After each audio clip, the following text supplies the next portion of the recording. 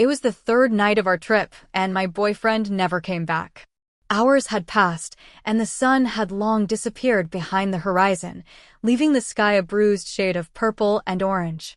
I sat on the balcony of our tiny seaside bungalow, the warm salt air brushing against my skin, my fingers gripping the railing so tightly they turned white. I tried to tell myself I was overreacting. Maybe he'd just wandered off, lost in some local market or wandering down a quiet beach trail. But deep down, a pit of dread had formed in my stomach. Something was wrong. Before we continue, please hit the like button, subscribe to the channel, and turn on the notification bell for updates. Before this night, everything had seemed perfect. We were in the middle of a dream vacation, a tropical island far from the hum of our everyday lives. The kind of place people see in postcards. Palm trees swaying lazily in the breeze, white sand that burned under your feet, and an endless ocean that sparkled like diamonds under the sun. I had been so excited to get away, to escape work emails and traffic jams, to spend time with Liam without interruption. He was supposed to be my safe harbor, the one person I could count on no matter what. But now, as I stared into the dark horizon, every memory felt fragile, as though it could shatter at any second. The first 2 nights had been magical. We'd walked along the beach hand in hand, laughing at the tiny crabs skittering along the shoreline. We shared stories under the stars, our faces illuminated by the soft glow of lanterns hanging from the resort's outdoor patios. Liam had been charming, as always, whispering jokes and teasing me about how easily I got scared by even the tiniest of insects. I had smiled, I had believed that everything was as it should be.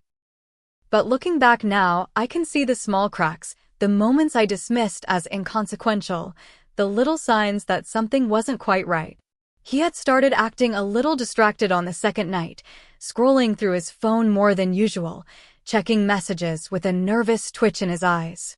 I had asked him if he was okay, joking about how he looked like he was hiding a secret, but he had smiled and brushed it off, saying it was nothing, that he just wanted to check on work. That should have been my first clue. I should have asked more questions. But I didn't.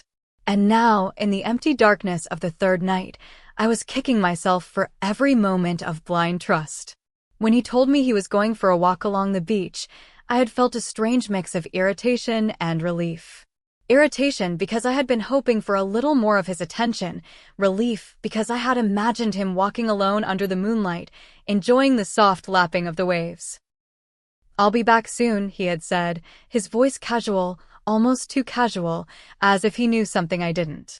I had waved him off, assuming I'd see him in 10 minutes, maybe 15. But an hour passed, then 2, and the carefree rhythm of our vacation gave way to anxiety. I called his phone once, twice, 3 times. The calls went straight to voicemail. My chest tightened with each unanswered ring. I tried texting, sending messages filled with worry, sprinkled with reminders that I loved him and wanted to know he was okay. Nothing. My heart started hammering in a way that made it hard to breathe. Had he been in an accident? Was he hurt? Or, God, I didn't even want to say it, had he decided to leave me here alone on this beautiful island with nothing but the dark night and my own spiraling thoughts? I remember pacing the small bungalow, the wooden floors creaking under my weight. Every sound outside made me jump, the distant crash of waves, the chirping of crickets, a dog barking far off in the night.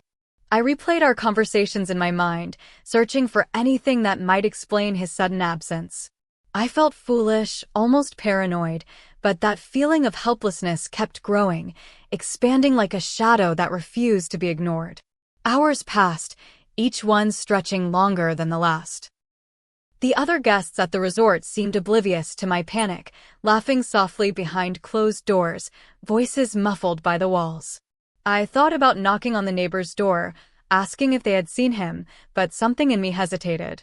The thought of being wrong, of overreacting, gnawed at me. And yet, every instinct in my body screamed that this wasn't normal. Something had gone terribly wrong. As I sat back down on the balcony, the wind tangling my hair around my fingers, I stared at the darkened stretch of sand where we had walked earlier that evening. I could almost picture him there, his silhouette against the faint moonlight, but it felt like a cruel trick of my mind. Every rational thought told me he'd come back any second. But what if he didn't? The very idea made my stomach twist, nausea rising in waves. I hugged my knees to my chest, willing myself to stay calm, to breathe. But the panic refused to release me. Then, just when I thought I couldn't bear another second of waiting, my phone rang. I jumped so hard that my coffee cup tipped over, spilling lukewarm liquid onto the floor. My hands shook as I snatched the device from the table. The screen lit up, showing a number I didn't recognize. My mind raced. Who could it be at this hour? My heart pounded in my ears, every instinct screaming that this call was the answer to my worst fears. But I had no idea what it was about. I hesitated, thumb hovering over the green button. Should I answer it? What if it was bad news? What if it was Liam, finally calling, but not with the words I wanted to hear? But the ringing stopped, replaced by the eerie silence of the night. My pulse slowed for a moment, then picked up again as the line rang once more. The sound seemed impossibly loud in the stillness, like a drum echoing through a canyon. I took a deep breath, my chest tight with anticipation and dread, and pressed the button. Hello. My voice sounded small, almost foreign, in the darkness. There was silence on the other end, then a voice soft, unfamiliar, and urgent. The words it spoke made my blood run cold. They hinted at secrets I wasn't ready to hear, at dangers I couldn't have imagined. My mind raced, trying to make sense of what I was hearing. Was this a joke? Some kind of mistake? But the tone, the weight of the message, left no room for doubt. Something had happened to Liam, and whatever it was far more serious than I could have ever imagined. I wanted to scream, to run, to do something, anything, but my legs refused to move. My eyes darted around the balcony, the shadows of the night playing tricks on me. Was someone watching? Had he really disappeared? Or was he here somewhere, hidden, waiting for me to panic? The questions swirled in my mind, growing darker, more frantic, with every heartbeat. As I hung up, the line went dead, leaving me alone with nothing but the sound of my own ragged breathing and the endless crashing of waves below. I knew I couldn't stay there, not with the uncertainty gnawing at my mind. I had to find answers, and fast. But where do you start when the person you trust the most vanishes without a trace? It all started so innocently. The day had been perfect. The kind of day you hope for but never expect in real life. The sun had risen in brilliant shades of orange and pink, painting the sky like a masterpiece, and Liam and I had been the first to greet it, walking barefoot along the shore as the tide lapped gently at our feet. The sand was still cool from the night before, and the scent of salt and flowers from nearby gardens filled the air. Do you think this is what paradise feels like? I asked him, my voice barely above a whisper, afraid to shatter the moment. Liam grinned, his eyes sparkling in the morning light. If it's not, it should be, he said, slipping his hand into mine. At least we've got the perfect view and each other. I smiled, letting the words sink in. He always had a way of making the world feel smaller, safer, like nothing outside of our little bubble could touch us. For a while, everything else. The deadlines, the worries, the constant hum of life back home seemed to vanish.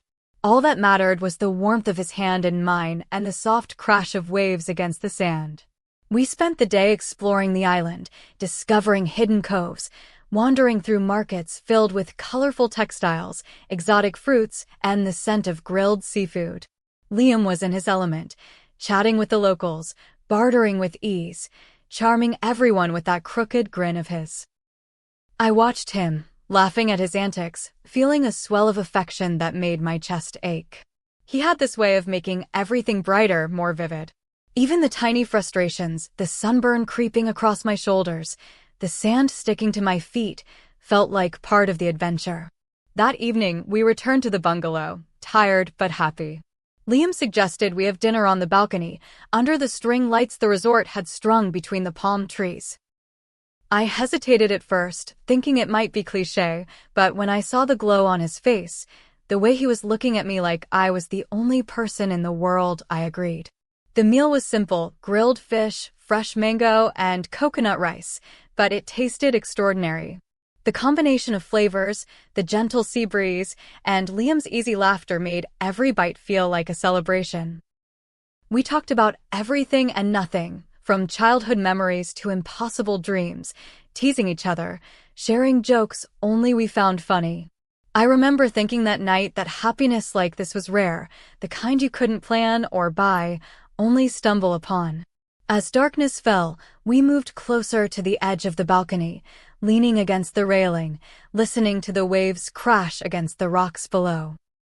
The stars were out, brilliant and uncountable, and the moon cast a silver path across the ocean. Liam wrapped his arm around me, pulling me close, and for a moment, I let myself believe that nothing could ever go wrong. But there was something small, almost imperceptible, that made me pause. He kept checking his phone, glancing at it every few minutes with a flicker of something I couldn't name in his eyes. Curiosity, maybe, or worry. When I asked if everything was okay, he smiled and said, "Yeah, just checking a message from work. Don't worry about it." The smile felt genuine, but the way he quickly slid the phone back into his pocket left a shadow of doubt. I tried to brush it off. After all, this was supposed to be a vacation. We were supposed to be carefree. But something in me, an instinct I'd always trusted, whispered that the night might not end the way I hoped. We lingered on the balcony until the restaurant below closed, then wandered down to the beach. The sand was soft under our feet, cool and damp from the tide, and the moonlight turned the ocean into a sheet of liquid silver. We kicked the waves, laughed at how the water tickled our ankles, and for a moment, I felt like nothing else in the world mattered. "You know," Liam said suddenly, crouching down to pick up a smooth black stone, "I think I could stay here forever. Just you, me, this view. Nothing else." I laughed softly, leaning into him. "Forever sounds nice. But let's start with the rest of the week, okay?" He kissed my forehead, and I felt a warmth spread through me that had nothing to do with the tropical sun. It was a perfect moment, and I remember thinking, maybe naively, that nothing could touch us. Then he stood, brushing the sand off his shorts. "I'm going to take a walk along the shore," he said. His voice was casual, almost too casual, like he was trying to hide something. "I'll be back in a few minutes. You stay here, okay?" I hesitated. Part of me wanted to go with him, to make sure he was safe. But another part, greedy, wanting this night to linger, asked him to go alone, to enjoy the solitude he sometimes craved. "Okay," I said, my tone light, forcing a smile. "Don't be too long." He winked, and I watched him disappear into the night, the moonlight catching the edges of his hair, the soft sound of his footsteps blending with the waves. I waited, counting in my head, expecting him to return any moment. But the minutes stretched, then turned into an hour. Then 2. I called his name softly, but only the wind answered. My stomach knotted, an uneasy feeling creeping up my spine. I tried calling his phone, my voice trembling slightly as I left a message. Nothing. My texts went unanswered. The playful, carefree night had shifted subtly into something else, something heavy, uncertain. Every small sound made me jump, the distant hoot of an owl, the rustle of palm fronds, the faint splash of water hitting rocks. My mind raced, imagining every possibility. Had he gotten lost? Was he hurt? Or worse, had he intentionally disappeared? I wanted to be rational, to tell myself he was fine, but the quiet of the night felt suffocating, pressing down on me. As I stood there, frozen, a part of me realized that I had seen tiny signs before, things I had dismissed as inconsequential. The way he had glanced over his shoulder when replying to a text. The nervous shift of his weight when we were walking in the markets. The brief moments when he seemed distant, distracted, not fully present. I had ignored them, telling myself I was overthinking, that it was just vacation jitters.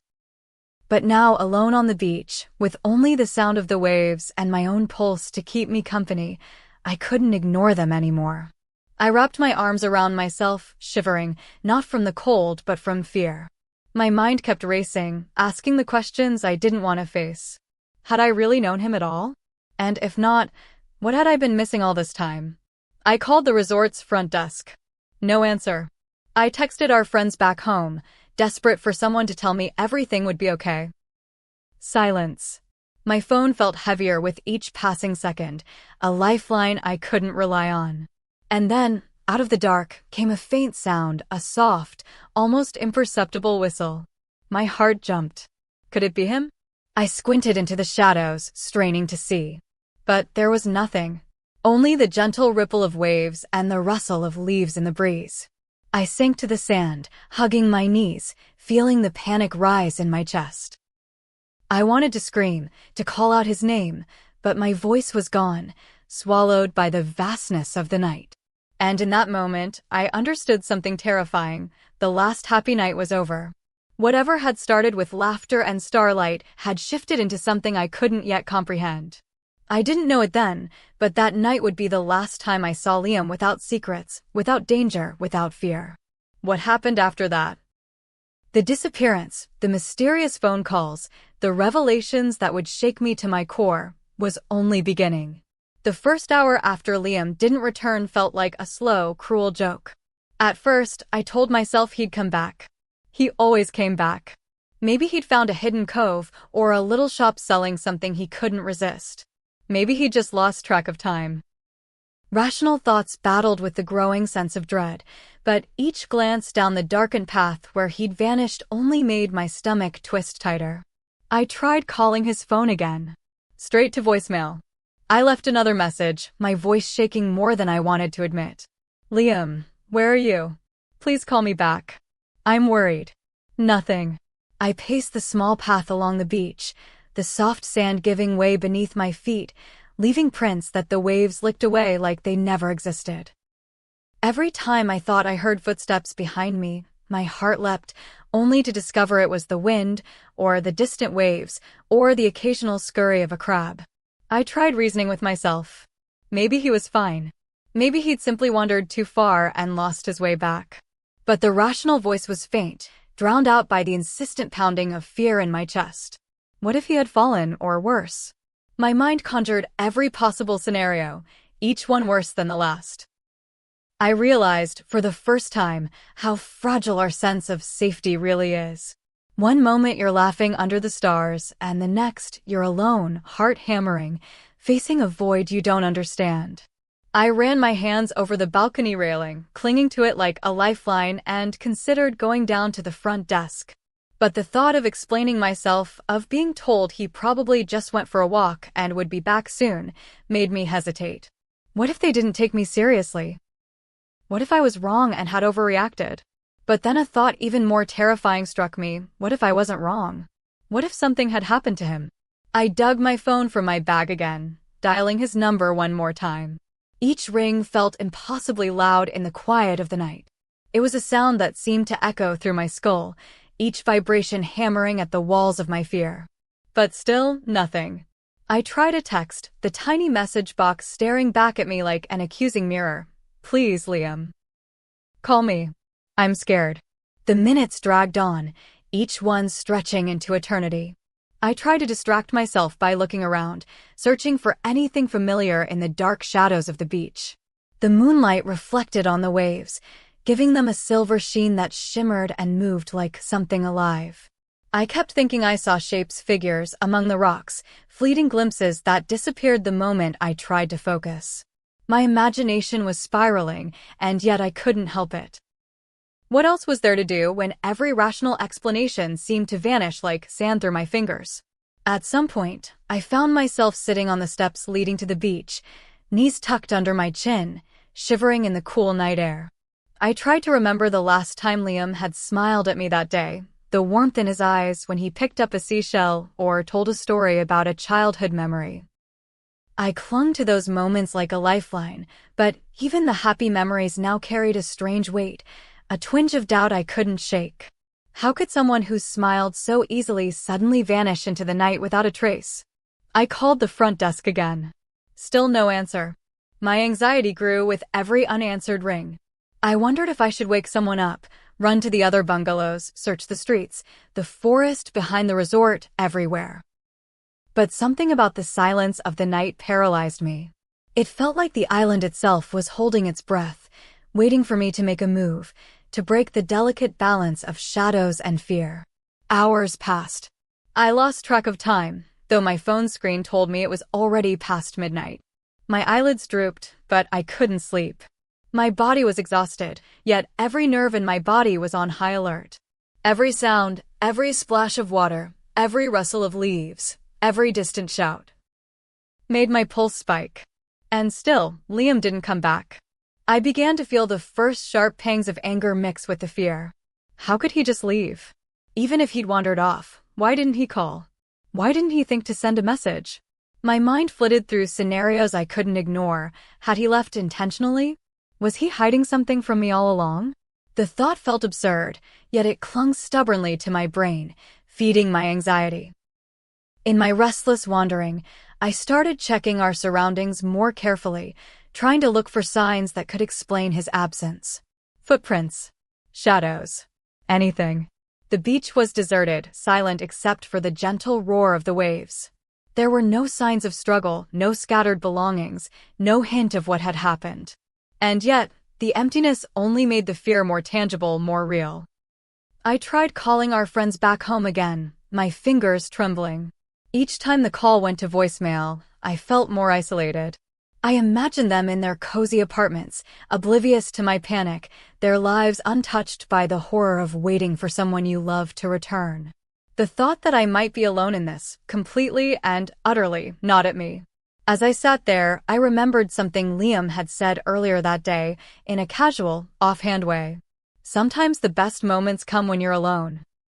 I had laughed at the time, teasing him for being dramatic. But now the words twisted in my mind, cruel and ironic. Alone. I was alone.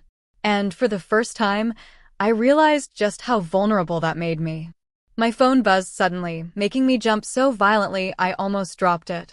A number I didn't recognize flashed across the screen. I stared at it, heart hammering. Should I answer? Was this the call that would tell me everything was fine, or the call that would confirm my worst fears? I hesitated, thumb hovering over the green button. The ringing stopped. Then it rang again. With a shaking breath, I pressed answer. Hello. My voice sounded tiny, fragile, swallowed by the darkness of the night. There was a pause on the other end, then a voice soft, urgent, and unfamiliar. The words it spoke made my blood run cold, like ice spilling into my veins. They hinted at danger, secrets, and truths I wasn't ready to face. I couldn't understand everything, but one thing was clear. Liam's disappearance was not a simple accident. And whatever was happening, it was far bigger than just one man lost on a beach. I clutched the phone like a lifeline, heart racing, mind spinning. I wanted to scream, to demand answers, to run, but my legs refused to obey. The voice on the other end warned me indirectly, cryptically, that time was running out and that I needed to act, but I didn't know how. I felt helpless, suspended between panic and disbelief, caught in a nightmare that I couldn't wake up from. When the call ended, leaving me alone with the sound of the waves. The voice on the phone had been nothing like I expected. It wasn't Liam's, of course, not that familiar warmth, not that soft, teasing tone I had grown to rely on. This voice was calm, measured, but urgent, almost cold. There was a precision to it, a weight behind every word, and yet it seemed deliberately vague, as if whoever was speaking wanted me to feel both terrified and intrigued at the same time. Emily, the voice said, soft but firm, like it had been waiting for me to answer. Listen carefully. Do not look for him where you think he is. You don't have much time. They're watching. My grip on the phone tightened until my knuckles turned white. My heart was hammering so violently I was sure the stranger could hear it through the line. Who is this? I whispered, my voice trembling. Where's Liam? What do you mean, they're watching? There was a pause. Then, in a tone that sent a chill straight to my core, the voice said, You have to trust no one. Not even him. Go to the Western Cliffs. Take nothing with you. Don't try to explain. You'll know when you get there. I felt my knees weaken. Western Cliffs? The resort? That was a good 20 minutes walk, and it was pitch black. The thought of running into the forested path alone at night made my chest tighten even more, but something inside me stirred a strange, compelling need to obey. The voice on the other end had pierced through my panic and uncertainty with a clarity I couldn't ignore. "Wait, please, tell me who you are. How do I know you're not lying?" I asked, my words rushed, desperate. "You'll know soon enough," the voice said. Then the line went dead. I stared at my phone as if it had betrayed me. I could feel the sweat prickling at the back of my neck, the sand under my fingers, the breeze brushing past me, but I was completely frozen in place. My mind was a storm of thoughts, each one worse than the last. Who could it be? Why did they know my name? And God, why had they said I couldn't trust Liam? The rational part of me wanted to dismiss it. Maybe it was a prank. Maybe someone was messing with me.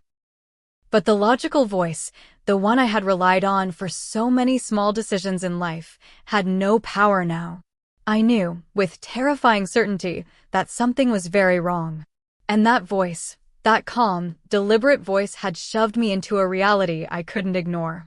I stood on the balcony, scanning the dark horizon, trying to imagine what western cliffs could even mean.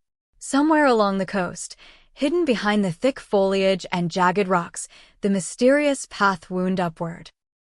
The waves below crashed with a rhythm that felt almost menacing, echoing my growing panic. Should I go? Was it even safe? And if I didn't, what then? Questions tore through me, and yet my instincts screamed at me to move. I had to find answers. I couldn't stay on the balcony and wait for Liam to come back, because what if he wasn't coming back at all? I knew, in that moment, that this was no longer about just being scared, it was about survival. I grabbed my phone again, almost mindlessly, hoping it might ring again, hoping Liam might call back, hoping something. But the screen remained dark, the message box empty, as if mocking my fear. I felt panic rising in my throat, a wave of nausea and adrenaline mixed together, making it hard to think. I went back inside the bungalow and checked our belongings. Liam's wallet and keys were gone. His bag was still there, neatly packed, as if he hadn't planned to leave at all. And yet he hadn't come back. The contradictions tore at me. Had he gone willingly? Had he been taken? Was someone lying to me right now? I couldn't tell. Nothing made sense anymore.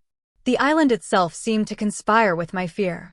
The shadows twisted strangely in the corners, the palm fronds scraping softly in the wind sounded like whispers, and every distant light felt like a pair of eyes watching my every move. The sense of isolation was suffocating, but something deeper, something more instinctual, made me realize that I couldn't panic forever. I had to act. I remembered the voice's words. Go to the western cliffs. Take nothing. Don't explain. You'll know when you get there. My brain scrambled for logic. What did "you'll know when you get there" even mean? Was it a trap? Was it a warning? Or was it the only chance to find Liam? I glanced at the clock. Midnight. I could feel the cool sweat on my back, the tightening in my chest, the pounding of blood in my ears. And yet, despite every rational thought screaming at me to stay put, I knew I had to go. I had no idea what awaited me, no idea if I'd find Liam, no idea if I'd even return safely. But the instinct to move, to find the answers, was stronger than the fear. I slipped on my sandals, my movements slow and deliberate, trying not to make any noise that might alert whoever. I didn't even know who they were, but every nerve in my body felt like it was screaming at me that danger lurked in every shadow. I stepped onto the path, my heart hammering, the sand crunching softly beneath my feet. As I walked, I kept my phone in my hand, flashlight mode on, scanning for anything unusual. The path curved through the trees, leading upward along the rocky cliffside. The moonlight barely penetrated the dense foliage, leaving more shadows than clarity. I tried to keep my breathing even, but the adrenaline made it shallow, quick, and loud in my ears. I kept replaying the call in my mind, the calm, deliberate voice giving me instructions I didn't fully understand. And then a thought hit me that made my blood run cold. What if Liam had been involved in whatever was happening? What if the warnings were true? My mind refused to accept it, but the tiny seeds of doubt had been planted, and fear does not wait for permission to grow. The path narrowed, and I had to step carefully over roots and jagged stones. Each step felt like it carried me closer to a truth I wasn't sure I wanted to find. The wind off the cliffs was colder than I expected, carrying a tang of salt and something else, something metallic, sharp. My pulse spiked, my palms sweaty, my legs trembling under the weight of anticipation and terror. And then, as I reached a bend in the path, I froze. There, in the shadows, barely visible under the faint moonlight, was a figure. I couldn't tell if it was Liam or someone else entirely. My breath caught in my throat. The voice on the phone had told me to come here, that I would know what to do when I arrived. But I wasn't ready. I didn't know what I would do. I stepped closer, heart hammering, and the figure shifted. My stomach lurched. The cliff's edge was just beyond, the waves crashing violently below, and the distance between me and the unknown stretched into an impossible expanse. I swallowed hard, gripping my phone like a lifeline. My instincts screamed at me to run, to turn back, to scream for help. But something fear, courage, desperation, hope, all tangled together inside me, forcing me to take one more step forward. And that's when I heard it. A low, deliberate laugh, carried on the wind, that made every hair on my body stand on end. I froze in place, my heart hammering so violently I could feel it in my throat. The low, deliberate laugh echoed across the cliffside, carried by the wind and mingling with the crashing waves below. My eyes darted toward the shadowy figure, trying to make sense of what I was seeing. Liam, or someone who looked like him, stood at the edge, his posture rigid, his head tilted as if studying me. The moonlight glinted off his hair, but there was something off, something I couldn't place, something that made my stomach twist with unease. "Liam?" I called, my voice trembling, cracking under the weight of fear. "It's me, Emily." The figure didn't respond immediately. Then, slowly, he stepped closer, and I saw it, the haunted look in his eyes, the tension in his shoulders, the subtle tremor in his hands. It was Liam, but it wasn't. The man I had trusted, laughed with, held close just hours ago now seemed like a stranger. There were shadows on his face that hadn't been there before, secrets etched into his expression. "Emily," he began, his voice low, wary, almost apologetic. "There's so much I need to tell you. But you have to understand. I couldn't tell you before. I couldn't." I took a cautious step forward, fighting the urge to run. "Tell me what?" "Liam, you've disappeared for hours. I've been frantic." "Where have you been? Who's on the phone? What is happening?" He looked down, swallowed hard, and ran a hand through his hair. "It's complicated. I didn't mean to scare you. But I've been involved in things you wouldn't understand. Things that put both of us at risk." My stomach dropped. My mind raced, trying to piece together his words. Involved in things? What could he possibly mean? I had trusted him implicitly, believed that our relationship was simple, straightforward. And now here he was, standing on a cliff in the middle of the night, telling me he'd kept secrets. "I don't understand," I said, my voice shaking. "Why didn't you tell me?" "What things?" "Liam, I need to know." He took a deep breath and, for a moment, he looked like the Liam I knew, the man who could make me laugh with a crooked smile, but it didn't last. He looked away, his gaze fixed on the dark horizon beyond the cliffs. "I can't explain everything now. Not here. You weren't supposed to be involved. I didn't want you to be in danger. But something's happened, and now there's no turning back." Fear twisted through me, sharper than anything I had felt before. "No turning back? What do you mean? Is someone after you? After us?" "Liam, please, just tell me what's going on." He shook his head, running a hand down his face. "It's not just me. There are people, dangerous people. People I've tried to keep you safe from. And I failed. That call you got. They were trying to warn you, but I didn't know who to trust. I didn't want anyone to come after you." My mind was spinning. Dangerous people? Warnings? Liam, my safe harbor, had apparently been living in a world I didn't even know existed. Why didn't you tell me anything? All this time you lied." "I didn't lie to hurt you," he said, his voice trembling. "I lied to protect you. I couldn't tell you the truth because the moment I did, it would have put you in the middle of it. And now everything spiraled out of control." I felt a mix of relief and terror. Relief that he was alive, that he wasn't hurt. Terror that I had no idea what danger we were in, or who the mysterious caller had been. My chest tightened, and I swallowed hard, trying to process it all. "You need to understand," Liam continued, stepping closer, lowering his voice. "There are people who will do anything to keep their secrets hidden. I thought I could handle it alone, but I was wrong. I should have trusted someone, but I didn't. And now, I don't know if we can fix this without risking everything." I felt tears prickling at the corners of my eyes. Anger, fear, and betrayal mingled into a knot I couldn't untangle. "So all this time, our entire relationship, it's been built on lies?" I asked, my voice rising despite myself.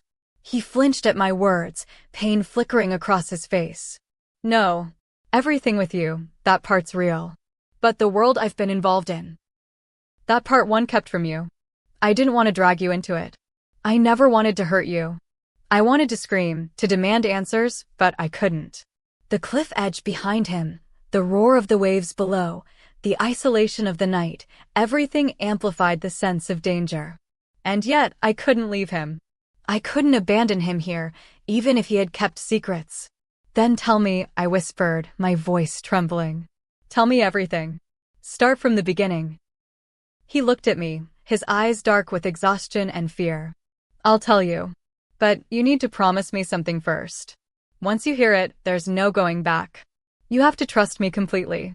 No hesitation, no questions about why I didn't tell you sooner. Can you do that?" I swallowed hard, my mind racing. Could I trust him? Should I trust him? And yet, the thought of walking away now, of leaving him alone in the darkness, was unbearable. "I trust you," I said, my voice firm despite the fear clawing at me. Liam nodded, his jaw tight. "Good. Then listen carefully. Everything I'm about to tell you, it changes everything."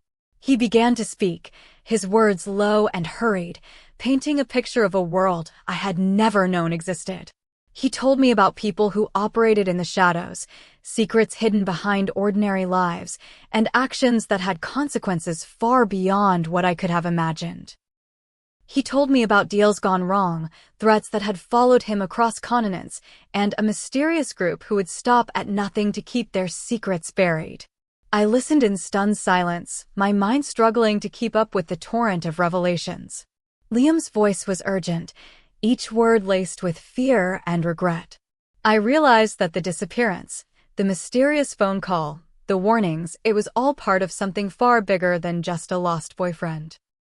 And then he said something that made my blood run cold. "Emily, I didn't just disappear tonight. I had to leave. I was being watched, and I had no choice. But they know you're here now. They know you've been warned. And if you're not careful, they'll come for you too." I felt my knees weaken, and I gripped the cliffside railing to steady myself. The world had shifted under my feet, and I realized I was standing on the edge of something I couldn't comprehend. My heart pounded so loudly I thought it might give me away to unseen eyes. I tried to speak, but my voice caught in my throat. "Then, what do I do?" Liam's eyes met mine, dark and serious. "You follow the instructions from the call. Go to the place they told you. And Emily, whatever you do, don't trust anyone else. Not until we can figure out who's really on our side." I nodded, swallowing hard, the fear in my chest now mingling with a grim determination. I had no idea what lay ahead, no idea if I would make it, and no idea if Liam's secrets were just the beginning. And then, before I could ask another question, a rustling sound came from the shadows behind us, slow, deliberate, and unnervingly close.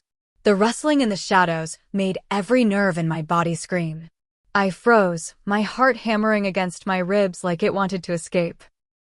Liam stepped in front of me, his body tense, protective, but even he looked uncertain, his eyes scanning the darkness for the source of the sound. "Stay close," he whispered, his voice low and urgent. "Whatever it is, we don't know if it's them or someone else." I nodded, gripping his arm, feeling both the comfort and the fear that came with his presence. My mind raced. All night, I had followed clues I barely understood, made decisions based on cryptic instructions from a mysterious voice, and now we were here, facing something I couldn't yet name. The rustling grew louder, and then a figure emerged from the shadows. Not a stranger, not one of the mysterious people Liam had described, but someone familiar, at least in part. It was a man, tall, broad-shouldered, wearing dark clothing that blended with the night. But there was something wrong about him. His movements were too deliberate, too careful, as if every step was calculated. Liam stepped forward, tension radiating from every line of his body. "Who are you?" he demanded, his voice firm but wary. The man stopped a few feet away, hands raised slightly in a gesture of peace or deception. "I'm not here to hurt you," he said. "But you're in danger. Both of you." I felt a flicker of hope, brief, dangerous hope, but Liam didn't move. He narrowed his eyes, studying the man. "How do I know that?" he said. "How do I know you're not one of them?" The man's eyes flicked to me for a moment, then back to Liam. "You don't. But I've been trying to track them for months. I've been following their trail, and it led me here. I know who they are, and I know what they want. You have to trust me, or you won't make it out alive." I wanted to speak, to demand answers, but my voice felt small and useless. The tension in the air was suffocating, a tightrope stretched across the cliffside, ready to snap. Liam's jaw tightened, and he glanced at me, a silent question in his eyes. "Do we trust him?" I shook my head slightly, unsure. "Can we trust him?" I whispered, barely audible over the wind and the crashing waves below. Liam didn't answer immediately. His gaze stayed fixed on the man, calculating, suspicious, weighing every word. Finally, he spoke. "I don't know. But right now, we don't have a choice. We need any advantage we can get." The man nodded, seeming relieved. "Good. Then listen carefully. They've been watching you both longer than you realize. They have eyes everywhere, and they won't stop until their secrets are safe. I can help you, but you need to move quickly. Follow me." I swallowed hard, trying to steady my trembling hands. Liam glanced at me again, silently asking if I was ready. I nodded, feeling the mix of fear and determination that had carried me this far. Together, we followed the man into the shadows, the moonlight barely illuminating our path. As we moved, Liam began to explain, his words low, almost a whisper. "I didn't tell you everything before because I wanted to protect you. But now, there's no choice. They know you've been warned, and if we don't act fast, we'll both be in serious danger." I tried to keep up with him, my legs aching from hours of walking, my mind racing with the revelations he had already shared. I felt a mix of anger and fear, anger at the secrets, fear of the unknown, but more than anything, I felt a strange determination. I had come this far, followed the clues, faced the shadows of the night. I wasn't turning back now. The path led us to a small clearing, partially hidden by trees and rocks. The man stopped and gestured for us to crouch behind a large boulder. "They'll be coming this way," he whispered. "We need to stay hidden until we know what we're dealing with." I crouched, my heart racing, listening to the night around us. The wind rustled through the leaves, the waves crashed below, and somewhere in the distance, a faint sound, footsteps, soft and deliberate, reached my ears. I swallowed hard, my throat dry, and gripped Liam's hand. "They're close," the man murmured, tension in his voice. "I don't know if they've seen you yet, but they're getting closer." Liam's eyes narrowed. "We need to be ready," he said. His hand brushed against mine, and for a brief moment, I felt both comforted and terrified. He had been my safe harbor all along, but now the harbor itself seemed under siege, and I had no idea what storm we were sailing into. The footsteps grew louder, more deliberate, and I felt a cold sweat prickling at the back of my neck. My mind raced with questions. Who were these people? What did they want? And most importantly, could we survive the night? Then a voice called out from the shadows, sharp and commanding. "Liam, Emily, come out. There's nowhere to hide." My heart lurched. The voice was familiar, too familiar. My stomach dropped as I realized with a sinking feeling that we had been tracked, that the shadows themselves weren't enough to protect us. Liam's grip on my hand tightened. "Stay close to me," he whispered. "Whatever happens, don't let go." I nodded, feeling a mix of fear, anger, and determination. We were cornered, exposed, and vulnerable, but for the first time that night, I felt a spark of resolve. I had followed him this far, faced the shadows, and survived. I wasn't going to give up now. And then, from the darkness, the figure stepped into the moonlight. It was Liam, no, not Liam. Someone who looked like him. Someone wearing his features, but with eyes that held a cold, calculating malice I had never seen before. Surprised to see me? The figure said, voice eerily identical to Liam's. You thought it was safe? You thought you could find him? My blood ran cold. The person before me was not the man I loved, but a reflection, a lie, a shadow of the truth. And in that moment, I realized the confrontation wasn't just with the people hunting us. It was with the truth itself and the secrets Liam had tried so hard to protect. I froze, unable to comprehend what I was seeing. The figure before us had Liam's face, every familiar curve, every expression, but the eyes were wrong. Cold, calculated, empty of the warmth I had known. My chest tightened, and I felt a wave of nausea wash over me. Emily, Liam said sharply, nudging me behind him, don't trust him. That's not me. I blinked, my mind trying to make sense of the impossible. Not you? But it looks exactly like you. My voice was trembling, panic threading through every word. The figure smiled, an unnerving, sly twist of the lips. Looks can be deceiving, it said, voice eerily familiar. You think you know him. You think he's the one protecting you. But you've been following a shadow your entire life. I felt my stomach drop. Liam's hand gripped mine tighter, a grounding force amid the storm of fear and confusion. Emily, listen to me. This is them. The people I've been warning you about. They can mimic appearances. They can manipulate what you see, what you hear. Don't listen to it. The figure tilted its head, studying me, and for a brief moment, I wanted to believe it, wanted to trust the familiar face that had been my anchor through so many nights, but instinct screamed at me to resist. There was something inherently wrong here, something that my mind and heart recognized without explanation. You should have stayed hidden, the figure said, stepping closer. You don't know what you're getting into. And neither does he.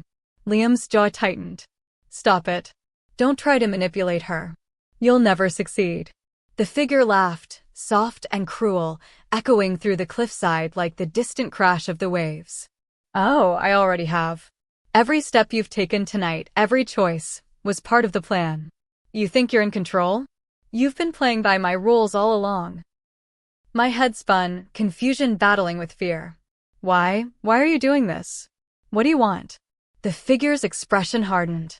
Control. Power. Secrets are dangerous, Emily.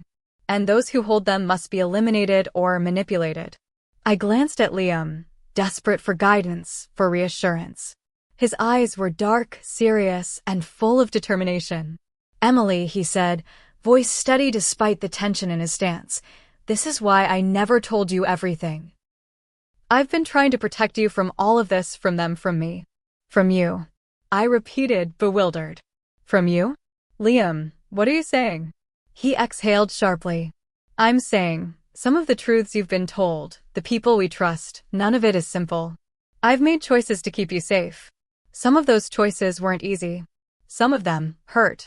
But every secret, every omission, was to keep you alive tonight. I shook my head, trying to process it. Alive? You mean? The disappearance, the warnings, the phone calls, it was all to protect me. Liam nodded, his hand brushing my cheek gently. Exactly. But now, it's out of my hands. They're here, and we have to act fast.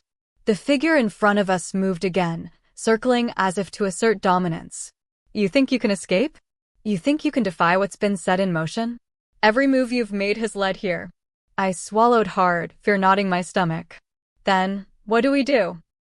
Liam's eyes locked onto mine, fierce and unwavering. We do exactly what I've been training for. We survive. We outsmart them. We take control. I felt the determination rise inside me, fierce and unyielding. All the fear, all the panic, all the confusion, it had to be channeled into action. This was no longer just about Liam, or me, or even the mysterious callers. This was about facing the truth, no matter how terrifying, and taking back what had been stolen from us. Our lives, our safety, our choices. The figure laughed again, but there was a hint of impatience now. "Tick-tock," it said, glancing at the horizon where the moon reflected off the waves. "Time is running out. Make your move, or be consumed by what you've been running from." Liam turned to me, urgency in his eyes. "Emily, we need to move now. Follow me exactly. Trust every step I take. Don't hesitate." I nodded, gripping his hand. "I'm with you. Whatever comes next, we face it together." He gave me a small, determined smile, and then we sprinted toward the dense foliage, using shadows and rocks as cover. Every step was deliberate, calculated, yet my heart pounded like it wanted to escape my chest. The figure followed, but Liam's lead was precise, each maneuver designed to misdirect and confuse. I couldn't help but glance back. The figure's eyes were still on us, unblinking, calculating, relentless. And as we moved deeper into the cliffs, I realized with a sinking feeling that this confrontation was far from over. The truth had emerged, but the danger was escalating. I knew, with a certainty that chilled me to the bone, that what lay ahead would test everything, our courage, our trust, and the very limits of what I thought was possible. We ran through the narrow cliffside paths, our feet slipping on loose stones, hearts pounding with every step. The figure with Liam's face had followed us relentlessly, each shadowy movement precise and calculated. Every instinct screamed danger, but Liam's hand in mine was steadying, grounding me, reminding me that even in the chaos, we weren't alone. "Emily, listen." Liam shouted over the roar of the waves below. "We're almost at the hidden cave. It's the only place we can hide and think. Don't look back." I swallowed hard, fear and adrenaline coiling in my stomach. "A cave," I yelled. "Do you even know it's safe?" He didn't answer, only tightened his grip and pushed forward. My mind raced, replaying every moment of this nightmare. The mysterious phone call, the warnings, the imposter, the secrets he had kept. Everything had led here, to this critical point where one wrong move could cost us everything. The entrance to the cave was barely visible, obscured by overgrown vegetation. Liam shoved aside the brush and slipped inside, pulling me along. We collapsed onto the rough stone floor, gasping for breath, hearts still hammering from the sprint. Shadows danced across the walls as our flashlight flickered, revealing the damp, uneven interior. "Stay quiet," Liam whispered, his eyes scanning the entrance. "They're not far behind, and if they catch us, we won't get a second chance." I nodded, trying to steady my trembling hands. My mind whirled, trying to understand the enormity of what Liam had just revealed. The imposter, the dangerous organization, the warnings, it was all real. And it was all happening to us. Minutes passed, each one stretching into eternity.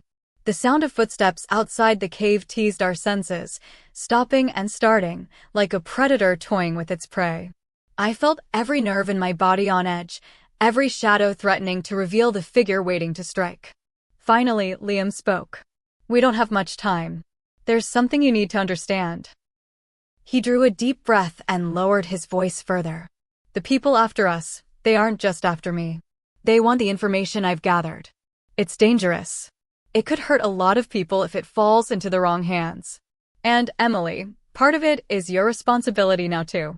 I froze. "My responsibility? How?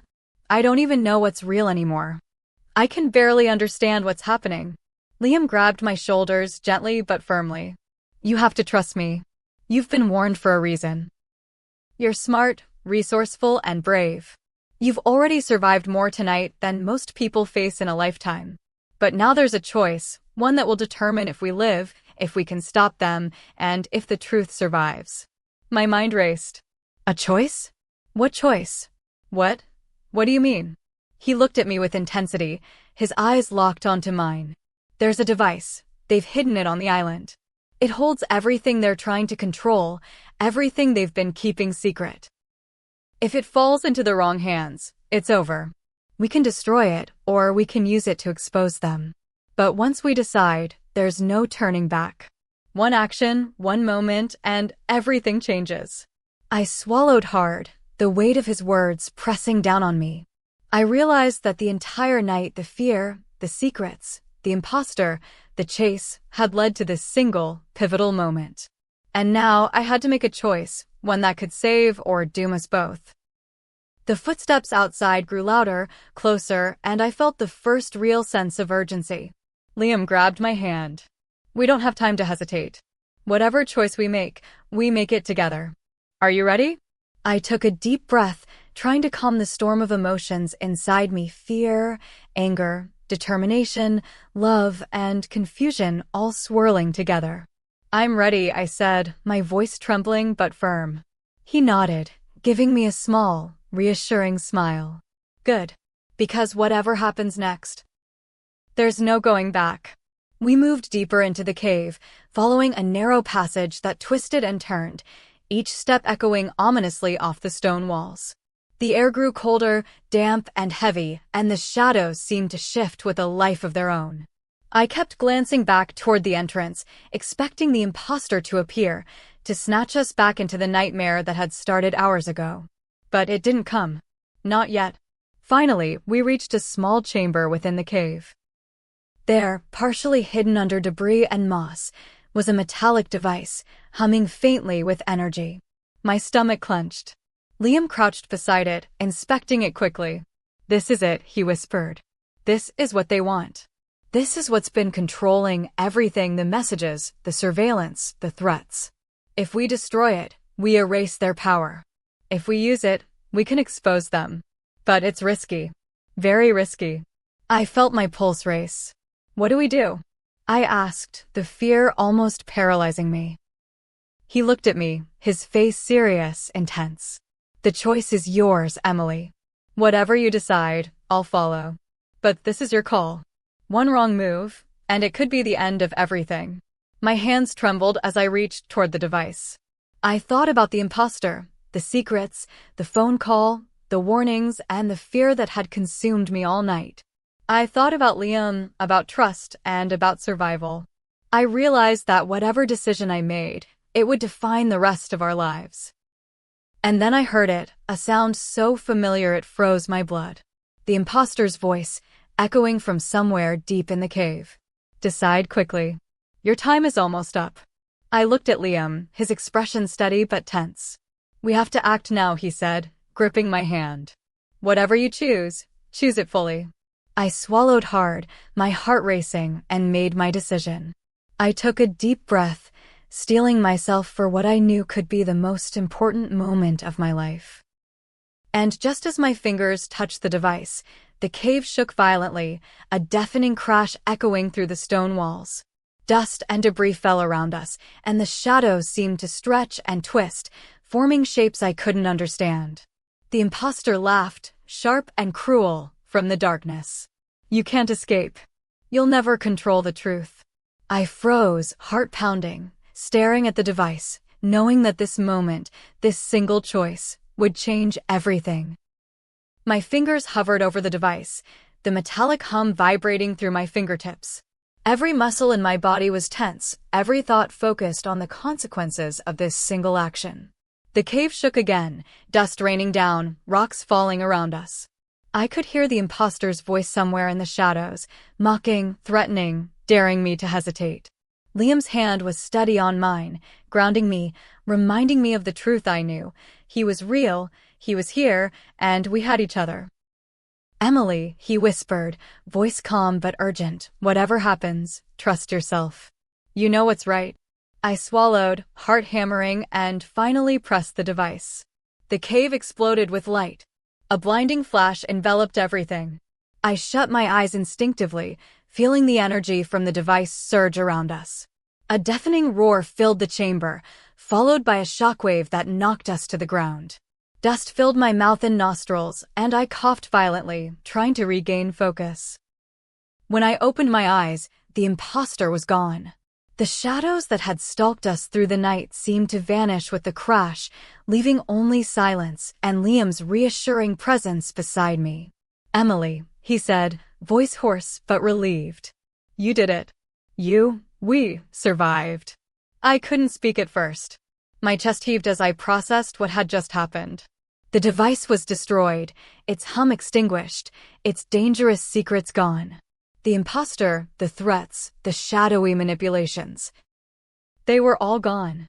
For the first time in hours, I felt the raw relief of survival, tempered by the exhaustion of having faced something I could never have imagined.